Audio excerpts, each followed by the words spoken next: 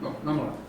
Na compreensão da dimensão cultural da disciplina que eu percebo maiores diferenças. Existem em ambas, porém na Europa é mais amplamente difundido entre os profissionais e não profissionais de toda a cadeia producional, desde planejadores, investidores, projetistas, executores, usuários finais, enfim.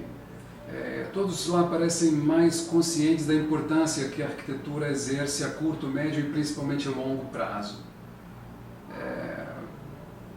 Sobre a própria dimensão cultural da civilização, da nossa civilização, né?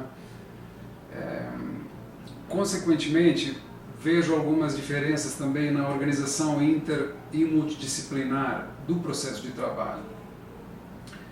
Isso está mudando aqui também, mas desde sempre essa concepção de projetos requeria a formação de um time multidisciplinar. E na prática não encontramos isso tanto no mercado a varejo, digamos, da construção civil, sendo praticada apenas por algumas instituições governamentais, às vezes, que parecem ter mais folga para tal sofisticação. Na Europa eu lembro de algumas experiências onde 5, 6 projetistas, desde o início dos anos, final dos anos 80, início dos 90, sentados ao redor de uma mesa com 6 computadores interdisciplinares, conversando o tempo todo sobre os projetos, trocando ideias, coisa fluía mais, me parecia, mas eles tinham desde a sua concepção essa compreensão de que o trabalho tinha que nascer assim. Às vezes dá um pouco mais trabalho para um, às vezes um pouco mais para outro, mas naturalmente o ambiente era multidisciplinar. E isso eu não percebo tanto aqui na nossa prática. Outra coisa que me chama a atenção é a institucionalização dos concursos como ferramenta mais adequada para a escolha dos melhores projetos. Isso é outra coisa que me chamou a atenção desde o princípio. Eu ficava surpreso quando percebia que um novo projeto na Rio Branco não será feito através de um concurso, mas através de um pedido pessoal feito pelo proprietário de terreno a um determinado arquiteto. Eu imaginava que na Rio Branco qualquer coisa que a gente construísse deveria ser escolhido o melhor projeto para um ponto de tal importância. Então, nesse sentido, a propriedade privada talvez se sobrepõe bastante ao interesse do bem comum. É um problema que temos, mas é assim, né? Cada um aqui na sua, isso às vezes atrapalha um pouco, né? Esquece-se desse bem comum, né? E isso impede muita coisa no sentido de evoluir a consciência para uma valorização geral da profissão e dos bens, né? E, consequente, valorização monetária do trabalho do arquiteto. Eu falo valorização monetária mesmo porque de elogios a gente não regenera, né? não oxigena as nossas estruturas profissionais. Então, precisaria haver alguma valorização nesse sentido, bem prática. Como, não saberia dizer. Talvez uma questão, novamente, voltarmos naquela questão de dimensão cultural. Talvez precisamos de mais tempo ainda para essas questões serem melhor aceitas.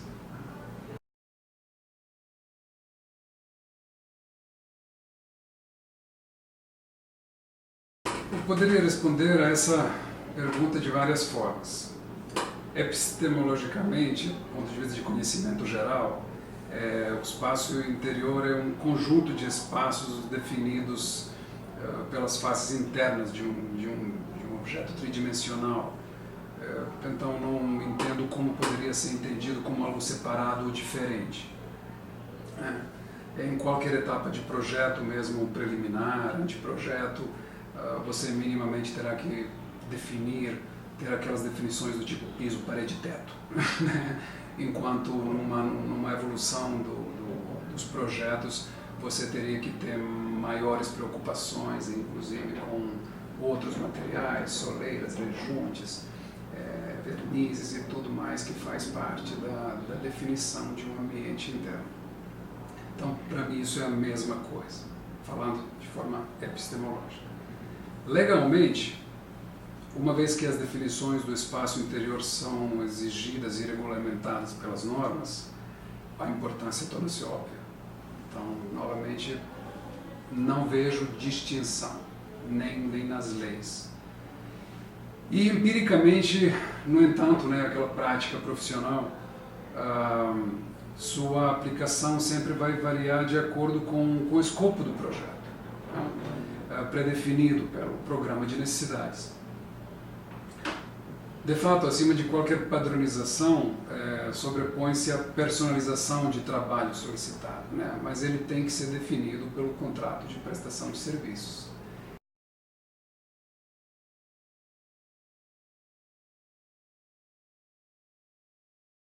Eu queria chamar a atenção à questão de que o processo de criação na arquitetura não é um processo isolado, solitário ou de via única.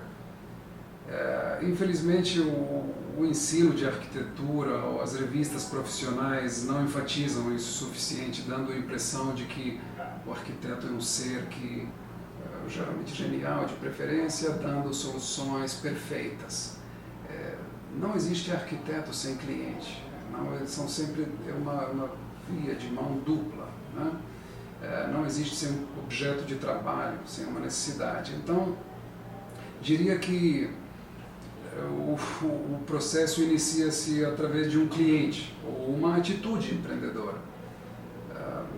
Podemos encontrar um cliente ou uma oportunidade de negócios, quando ele não nos encontra. Inicia-se através de um programa de necessidades, que deveria ser amplamente discutido e mutuamente aceito. E deveria iniciar-se finalmente através de um contrato de prestação de serviços, bem definido e assinado. Estas questões que eu estou trazendo, às vezes pouco românticas, eles são mais orientadas à cultura de trabalho, porque elas são importantes tanto quanto uma ideia genial, um croquis sedutor. É essa cultura de trabalho que vai garantir a vida mais longa e sustentável dessa inspiração divina, digamos,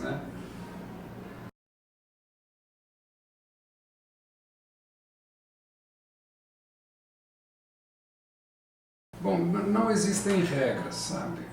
Foco, eu acho que deveria estar no objetivo principal do trabalho, ou nos objetivos principais.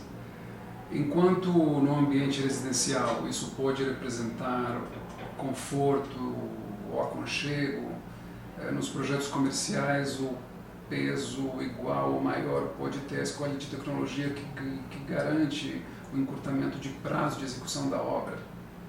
Então temos que saber qual é o critério principal, qual é o foco, qual é o objetivo principal. Etapas projetuais mencionadas em normas, elas realmente não dão um leque muito interessante. Podemos, através delas, adequadamente definir e dimensionar o nosso trabalho e esclarecer para o nosso cliente, mas sempre de acordo com a necessidade. É difícil atender a todos os anseios. Então, eu acho que desde cedo, quanto antes, um arquiteto precisa aprender a tomar decisões, de preferência boas. Essa questão de em qual momento mais presente, eu acho que de modo geral isso vai depender da natureza do objeto, da projetação e da importância dada ao tema. Ou seja, novamente voltamos um pouco ao foco. Para um projeto direcionado para mercado de indústria de construção civil, um exemplo, por exemplo, projetos do tipo Minha Casa Minha Vida, este seria apenas mais um item necessário para complementar o conjunto da obra. E seria obrigatoriamente direcionado apenas para as áreas comuns do empreendimento, tais como acessos, circulações, vestíbulos, salões e tudo aquilo mais que as normas mencionam Para um projeto de cunho mais residencial, clássico, assim, tipo um apartamento, uma casa, que na sua razão tem um espaço interior como seu principal desafio, teremos um gama muito mais amplo de atuação, naturalmente. Cada ambiente vai ser o foco de máxima definição, de melhores soluções, de esgotarmos toda a nossa criatividade, em cada um dos ambientes. E existem também os projetos interessantes, às vezes de cunho institucional, que são particularmente gratificantes para o arquiteto, nos quais às vezes os espaços internos e externos se mesclam. Ou seja, os espaços interiores tornam-se públicos, por excelência, como por exemplo no caso dos museus. Neles torna-se possível mesclar o interior com o exterior de forma contínua, ou através de uma sucessão dinâmica de espaços não convencional, de ambientes que às vezes envolvem, às vezes protagonizam. Isso seria um exemplo fora do caixa, diferente, que dá muita satisfação ao arquiteto.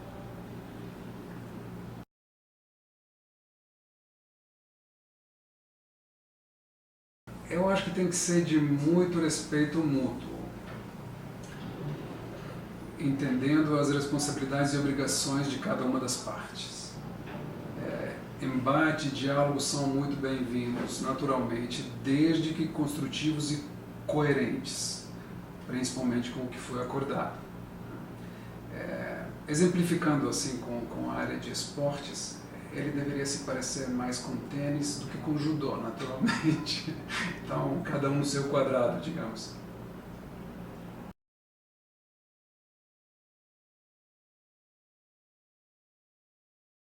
Isso me surpreende, isso não são desafios, isso são condições.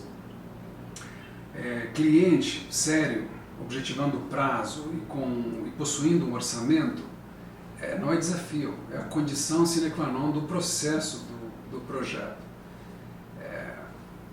O difícil é encontrar estas três coisas num cliente só. Mas, nesse sentido, poderíamos até dizer que encontrar essas características num cliente já é um desafio por si só, Mas isso é condição, definitivamente. Isso não é obstáculo, não deveria ser. Prazo bem definido, prefiro até do que o melhor dos programas. Tem aquela anedota antiga que diz que não preciso ter nem o terreno, nem o programa, mas me dá um prazo que a gente se vira. Enquanto o processo de criação, eu acho que é inerente a tempo. Enquanto eu tiver tempo, eu vou criando, recriando, por isso prazo é realmente a primeira e talvez a mais importante condição. O orçamento, desde que haja algum representa a base também para iniciarmos alguma criação. Muitas vezes eu digo para mim mesmo e para a equipe que antes de pegarmos na lapiseira ou no computador, deveríamos fazer algumas ligações para o mercado imobiliário ou de construção civil, para ver como é que estão os materiais, equipamento, tecnologias disponíveis.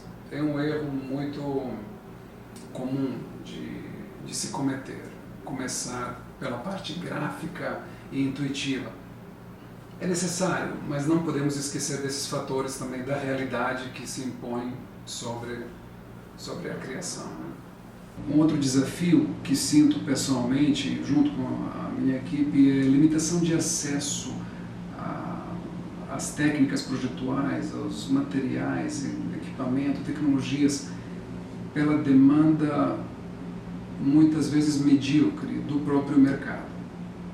Isso é uma pena, tem hora que me sinto no fundo do poço em termos de tecnologia, porque o mercado mesmo não exige da gente mais. E aí a gente acaba se acostumando com as meias soluções ou com umas formas que podíamos elaborar melhor e mais. Mas, novamente, não é um caminho, é um caminho de via dupla. Portanto, nós trabalhamos dentro das condições que temos. E quanto à equipe, sempre tive, eu acho, muita sorte de poder me orgulhar de qualquer uma das equipes que trabalhei. Eu acho que o meu caminho empreendedor nesta área de projetos sempre foi exatamente de reconhecer o talento específico das pessoas e dar um uso a ele.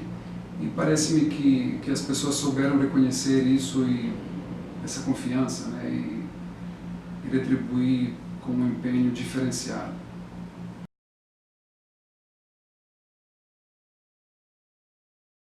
Minha pretensão é menor, eu diria.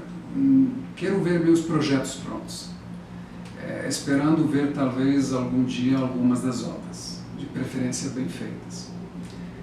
Porque estou consciente de que obras não são um desafio que eu escolhi profissionalmente.